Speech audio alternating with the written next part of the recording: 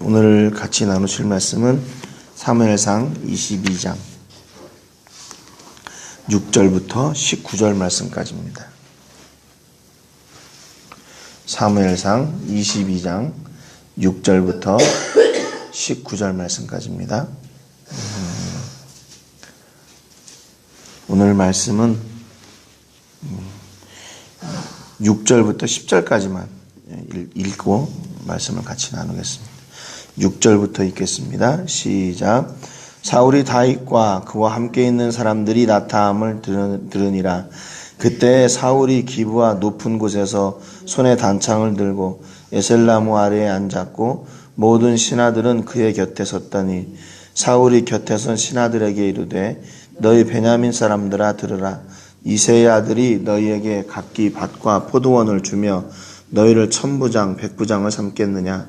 너희가 다 공모하여 나를 대적하며 내 아들이 이새의 아들과 맹약하였으되 내게 고발하는 자가 하나도 없고 나를 위하여 슬퍼하거나 내 아들이 내 신하를 선동하여 오늘이라도 매복하였다가 나를 치리하는 것을 내게 알리는 자가 하나도 없도다 하니 그때 에돔 사람 도액이 사울의 신하 중에 섰더니 대답하여 이르되 이새의 아들이 노베 와서 아히두베의 아들 아히멜렉에게 이른 것을 내가 보았는데 아히멜렉이 그를 위하여 여호와께 묻고 그에게 음식도 주고 블레셋 사람 골리앗의 칼도 주더이다. 아멘.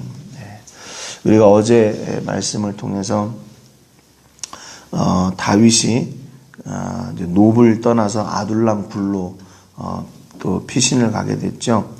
근데 이곳에 있을 때 이 다윗이 아둘람 굴에 있다는 소식을 듣고 문제 있는 사람들, 하자 있는 사람들이 한 400명 가량 모였습니다. 다윗의 부모 또 가족들도 왔고 이제 다윗이 의도치 않게 어떻게 보면 큰 무리가 됐어요. 그것은 사울에게 더 어떻게 보면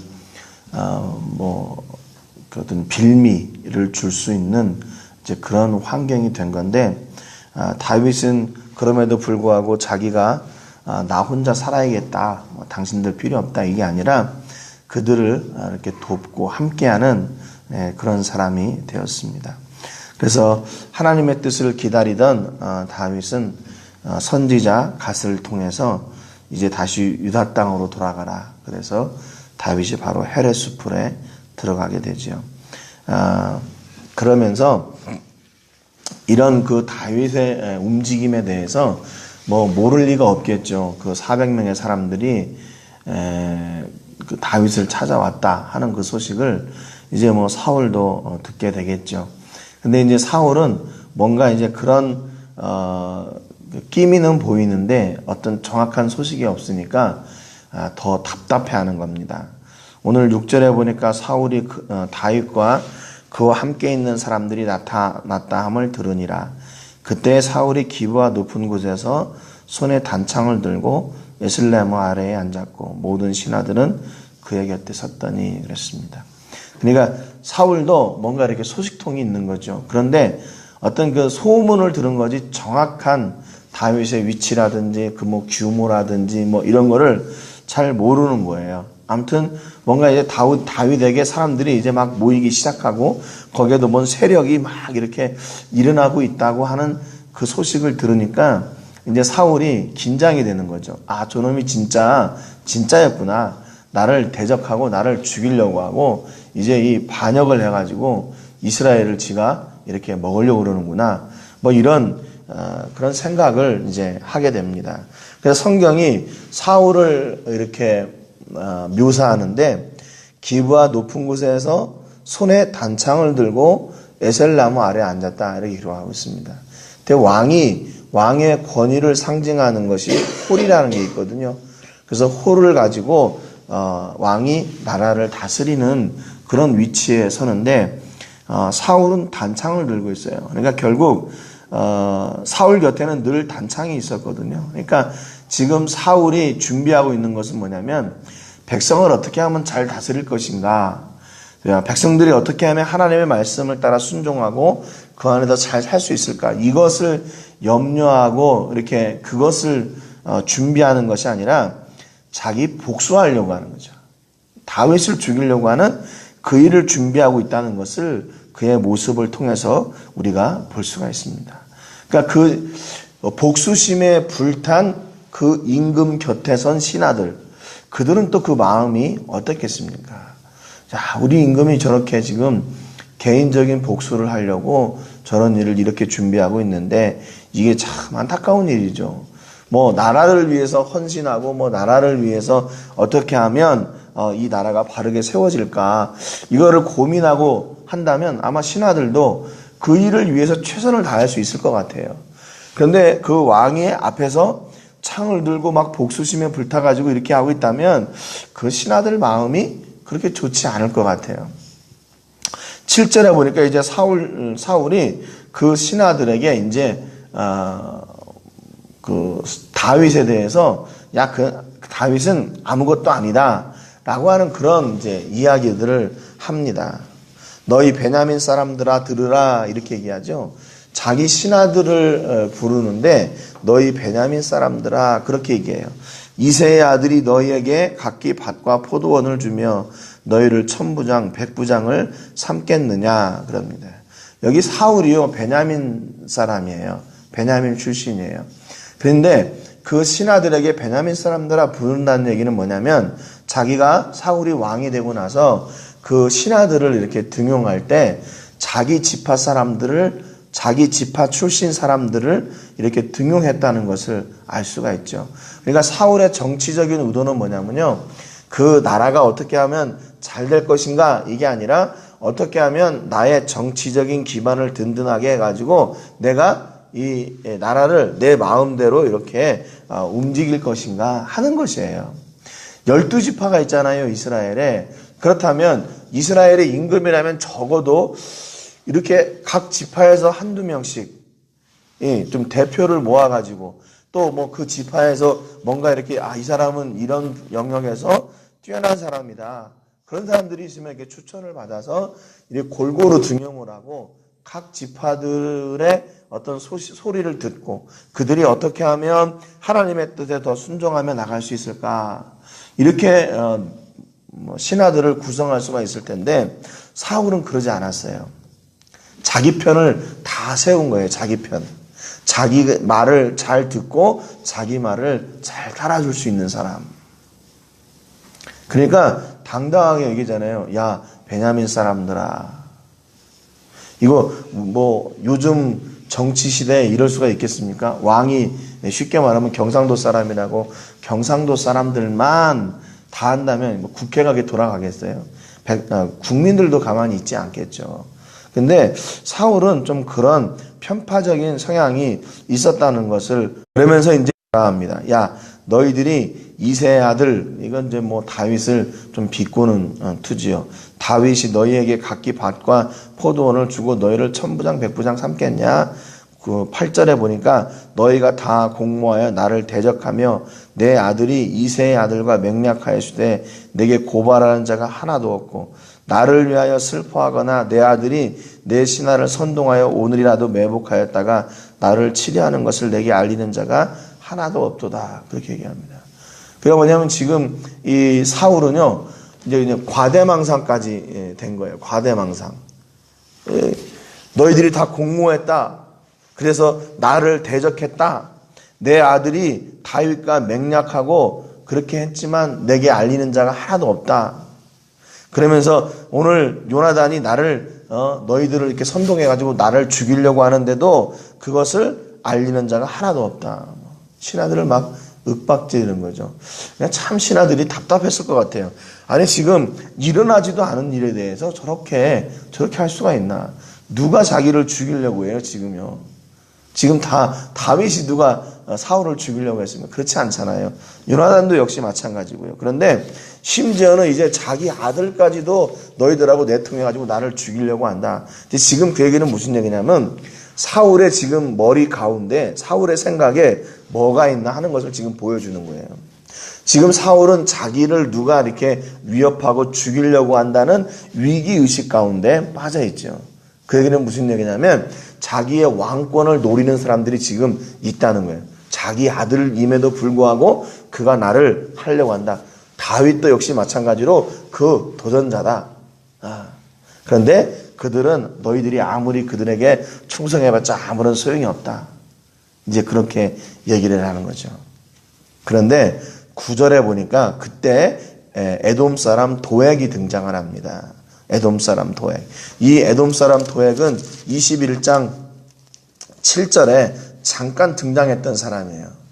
아히멜렉, 노베에 있는 아히멜렉에게 다윗이 찾아갔을 때 그 관계를 본 사람이거든요. 이때 도액이 때가 왔다. 때는 이때다. 그렇게 생각을 한 거죠. 그래가지고 이 도액이 그때 있던 이야기를 다 합니다.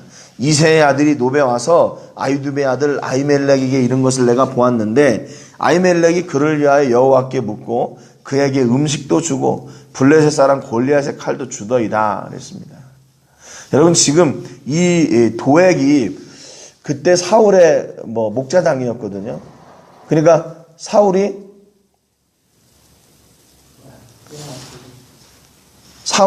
그 소식을 듣고 이제 사울이 지금 그 자기를 염려하는 그 소식을 듣고 이 도액이 때가 왔다 그런 거죠.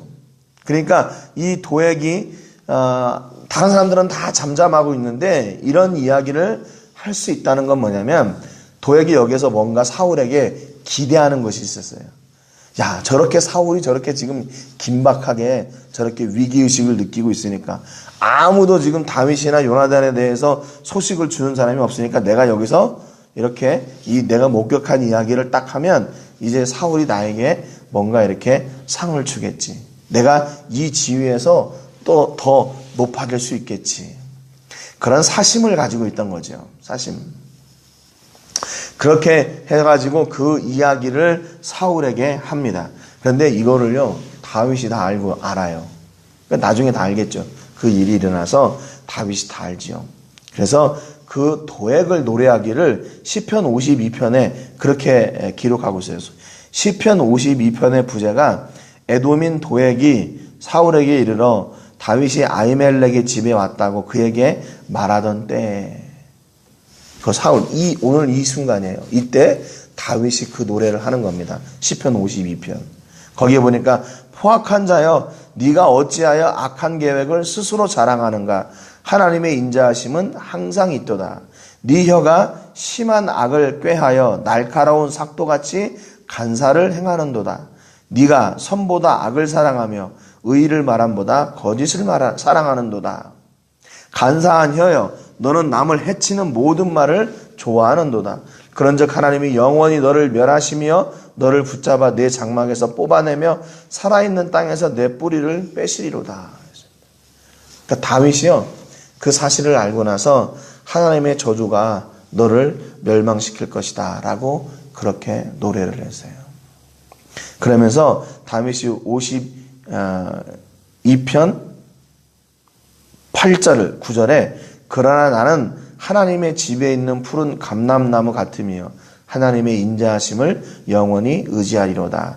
주께서 이를 행하셨으므로 내가 영원히 주께 감사하고 주의 이름이 선하심으로 주의 성도 앞에서 내가 주의 이름을 사모하리이다 그랬습니다. 다윗은 그렇게 자기를 위협하고 자기를 죽이려고 하는 그런 세력들에 대해서 두려워하지 않았어요. 왜냐하면 그때 하나님이 그를 구원하실 것이기 때문에 하나님을 그때에도 의지했다는 것이죠. 그러니까 다윗은 이렇게 이방 왕 앞에서 막 미친 척하고 이렇게 하고 또 거짓말을 해야 되는 그런 상황이고 해도 늘 하나님을 기대하는 그 믿음이 그 안에 있었어요. 결국 그래서 그 믿음으로 말미암아 다윗이 더욱더 든든하게 세워진 것이죠. 도액은 이 순간이 자기에게 오는 절호의 기회라고 생각하고 그렇게 모든 일을 다 했지만 하나님은 그 일을 어떻게 이루어 가시나 결국 그 아히멜렉이 죽게 하는 겁니다. 11절에 보니까 왕이 사람을 보내어 아히두베 아들 제사장 아히멜렉과 그의 아버지의 온 집 곧 노베에 있는 제사장들을 부르매 그들이 다 왕께 이른지라 그랬습니다. 그래서 12절에 사울이 이야기합니다. 너 아이두베 아들아 들으라. 대답하되 내 주여 내가 여기 있나이다. 13절에 보니까 네가 어찌하여 이새의 아들과 공모하여 나를 대적하여 그에게 떡과 칼을 주고 그를 위하여 하나님께 물어서 그에게 오늘이라도 매복하였다가 나를 치게 하려 하였느냐 그럽니다. 지금 뭐 이루어지지 않은 일을 계속 얘기하는 거예요. 너 왜 공모했냐? 왜 나를 죽이려고 하는 다윗을 도왔냐? 그러는 거죠. 여러분 이런 대답을 딱 들었다면 지금 이제 아히멜렉이 어떻게 대답하느냐에 따라서 아히멜렉이 살 수도 있고 죽을 수도 있는 사람이 되는 겁니다. 그러니까 말을 잘해야 돼요. 말 한마디에 아히멜렉의 생사가 달린 거예요. 분명히 아히멜렉이 다윗을 도와줬던 이유는 뭐냐면 너 왜 혼자 왔냐? 그러니까 다윗이 임금님이 나에게 특수 임무를 시켜가지고 비밀 임무를 주셨기 때문에 내가 이거 아무한테도 얘기하지 않고 지금 이렇게 혼자 왔습니다. 그렇게 얘기했잖아요. 그래서 그 진설병 나온 것을 주었고 골리앗의 칼도 주었던 거거든요. 그러니까 지금 아히멜렉은 그냥 사실대로 이야기하면 돼요. 아니 그게 아니고요. 내가 있는데 다윗이 혼자 와가지고 임금님이 지금 시켰다고 이 비밀 임무를 한다고 그렇게 해서 뭐 먹을 걸 달라고 그러고 그래서 내가 그냥 이렇게 준 겁니다. 나는 그거 몰랐습니다. 다윗이 나쁜 놈이죠. 이렇게 하면 되는 거예요. 그래서 그리고 나서 어디로 갔습니다. 이렇게 알려주면 되잖아요. 그런데 아히멜렉의 대답은 그렇지 않아요. 14절에 보니까 왕의 모든 신하 중에 다윗같이 충실한 자가 누구인지요. 그는 왕의 사위도 되고 왕의 호위대장도 되고 왕실에서 존귀한 자가 아니니까. 그렇게 얘기합니다. 15절에 내가 그를 위하여 하나님께 물은 것이 오늘이 처음입니까? 결단코 아닙니다. 원하건대 왕은 종과 종의 아비의 온 집에 아무것도 돌리지 마옵소서. 왕의 종은 이 모든 크고 작은 일에 관하여 아는 것이 없나이다. 이렇게 얘기합니다. 다윗을 오히려 두둔하고 있어요. 다윗같이 충실한 자가 어디 있네요. 예. 또 사위고 신하고 호위대장 아닙니까? 오히려 사울에게 지금 마음을 돌이키라고 이야기하고 있어요. 지금 불난 집에 부채질하는 거죠. 사울은 지금 그런 게 아닌데. 예. 16절에 보니까 왕이 이르되 아히멜렉아 네가 반드시 죽을 것이요 너와 네 아비의 온 집도 그러하리라 그랬습니다. 그러니까 이게 이 복수심에 불타는 사울이요 정상적인 사고를 할 수가 없어요. 정상적인 사고를 할 수가 없어요. 그러니까 아히멜렉이 정당한 또 바른 일을 얘기했음에도 불구하고 그것을 듣고 내가 지금 잘됐나 잘못됐나 이걸 판단할 만한 그것을 생각할 만한 그런 마음의 준비가 안 되어 있는 그런 상황이에요, 지금요. 그러니까 여러분, 우리가 진리 앞에서 그게 무뎌지고, 진리 앞에서 무덤덤해진다는 게 참 이게 안타까운 일이죠. 안타까운 일이에요. 어제도 선교지 다녀오면서 어제 비가 왔잖아요. 저녁 때 그냥 여기저기 사고가 나오려니까 그냥 길이 완전히 그냥 주차장이 되고, 그러다 보니까 뭐 이거 운전하는 게 뭐 난리가 아니에요. 근데 그걸 보는데 정말 왜 이럴까? 한숨과 탄식만 막 나오는 거예요. 왜냐면 운전하면서 막 이 안에서 한국 사람들은 멕시코에 살면 병 걸리겠다. 그런 생각을 얼마나 많이 했는지 몰라요. 아직까지도 적응이 안 되니까요. 그 막무가내 뭐 운전이나 뭐 하는 그런 걸 보면. 그러니까 좀 상식이 통하지 않는 곳이구나, 이거. 좀 그런 생각을 많이 했어요. 지금 사울이 그런 상황이에요. 이게 또 멕시코 사람들이 들으면 안 좋아하겠지만. 그러니까 진리 앞에서도 그것을 전혀 그 진리를 받아들이려고 하지도 않고 내가 그 진리 앞에서 어떤 모습을, 어떤 자세로 서야 되는지 고민하지도 않아요. 자기가 다 가지고 있는 그 생각을 가지고 그냥 직진. 아히멜렉이 제사장으로 그가 있는 이야기를 충실하게 함에도 불구하고 그렇게 사울이 그거를 받아들이지 않아요. 그리고 오히려 진리를 말하는 사람을 죽인다고 해요. 죽인다고. 그래서 바로 17절에 보니까 왕이 좌우의 호위병에게 이르되 돌아가서 여호와의 제사장들을 죽여라. 그래. 죽여라. 그들도 다윗과 합력하였고 또 그들이 다윗이 도망한 것을 알고도 내게 알리지 아니하였기 때문이다. 그럽니다. 그랬더니 17절 하반절에 왕의 신하들이 손을 들어 여호와의 제사장들 죽이기를 싫어한지라 그랬습니다. 임금님 그거 안 되는 일입니다. 그렇게 얘기해요. 그 일말에 하나님을 향한 두려움이 그 베냐민 사람들, 그 신하들에게 있었어요. 그러니까 이게 지금 얼마나 지금 이 자리에서 만약에 이 일을 반대한다면 자기도 죽을 수 있는 상황인데 손 들고 얘기하는 거예요. 아니 임금님 그래도 제사장은 죽이면 안 됩니다. 하나님의 제사장인데 어떻게 그렇게 우리가 할 수 있습니까? 그런데 사울이 중단하지 않지요. 18절에 보니까 도액에게 말합니다. 너는 돌아가서 제사장들을 죽이라. 이제 사울의 기대는 도액밖에 없어요. 자기 위기의 때에 도와줄 수 있는 사람은 도액밖에 없다고 지금 사울이 생각하는 거죠.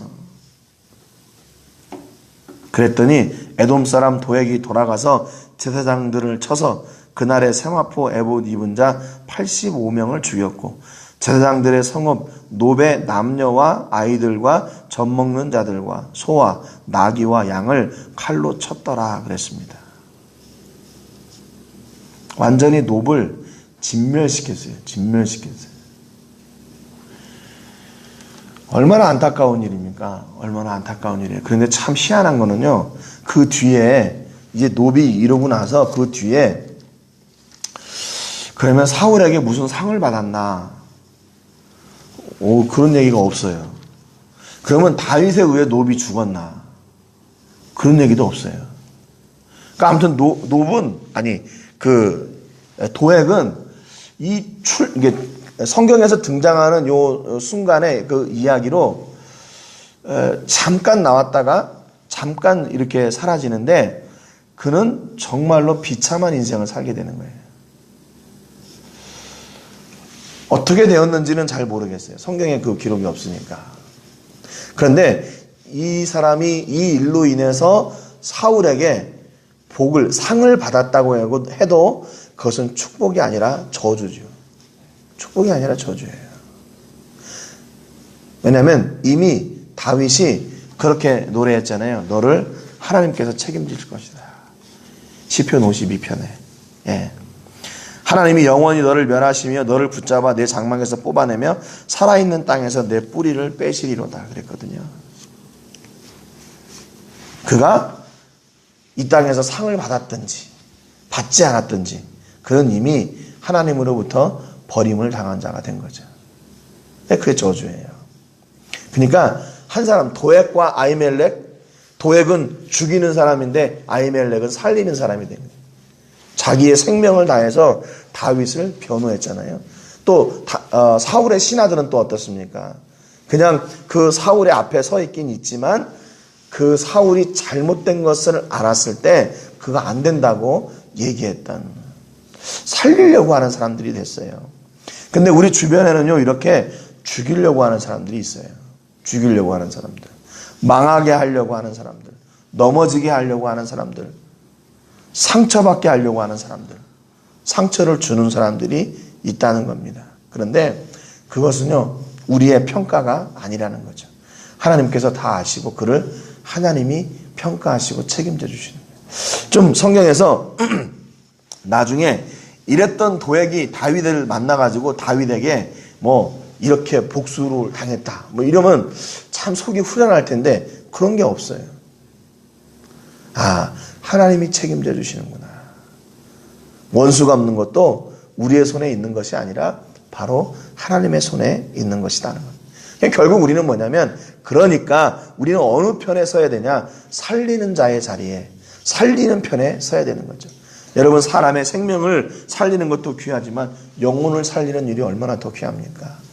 그렇기 때문에 오늘 우리에게 하나님께서 기대하시는 것은 아히멜렉과 같은 사람, 진리의 말씀을 선포해서 그 이야기를 듣고 사람이 살게 되는, 그 편에서는 그 진리를 선포하는 그런 자리에 서는 사람들이 바로 우리가 돼야 된다는 거죠.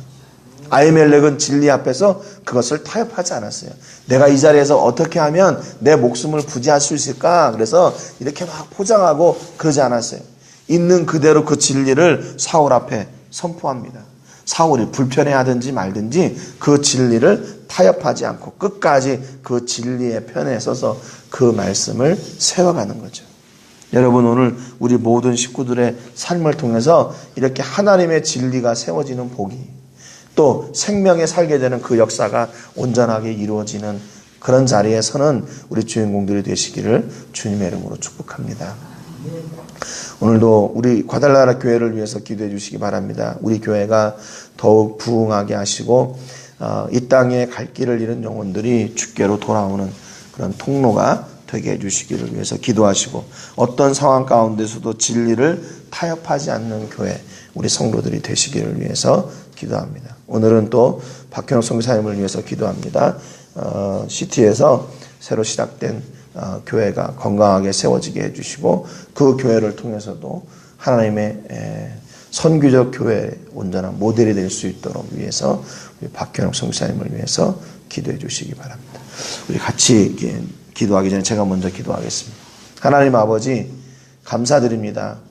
오늘도 말씀을 통해서 복수심에 불탄 사울, 또 그를 옆에서 부추기는 도액, 그러나 그 앞에서 진리를 선포하는 아히멜렉, 그리고 다윗을 보호하고 또 그 다윗의 삶을 곁에서 인정하는 그 한 사람 아히멜렉의 증언을 저희가 듣게 됩니다. 하나님, 오늘 우리는 도액과 같은 사람입니까? 아니면 아히멜렉과 같은 사람입니까? 하나님, 우리의 말씀을 통해서 생명에 살게 되는 그런 귀한 역사를 이루어내는 아히멜렉 같은 사람들이 되게 하여 주시옵소서. 자기의 눈앞에 있는 출세와 또 상을 바라보며 한 사람을 죽이겠다고 하는 그 증언을 하는 도액 같은 사람이 되지 말게 해주시고, 자기의 생명을 다해 한 생명을 보호하고 변호하려고 하는 아히멜렉과 같은 그런 당당한 믿음의 사람이 되게 하여 주시옵소서. 그래서 오늘도 우리를 통해 선포되어지는 진리의 말씀을 통해 영과 육이 살게 되는 놀라운 역사가 임하게 하여 주시옵소서. 하나님, 말씀에 능력이 있음을 저희가 믿습니다.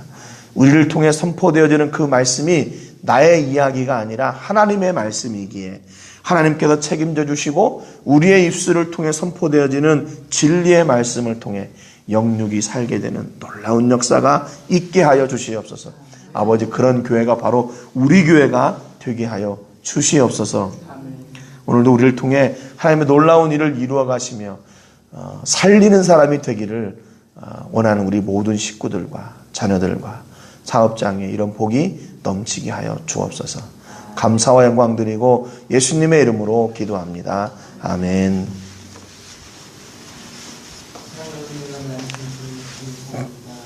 아버지, 오늘 이 시간을 기억하여 주셔서 저희들이 또 이 몸에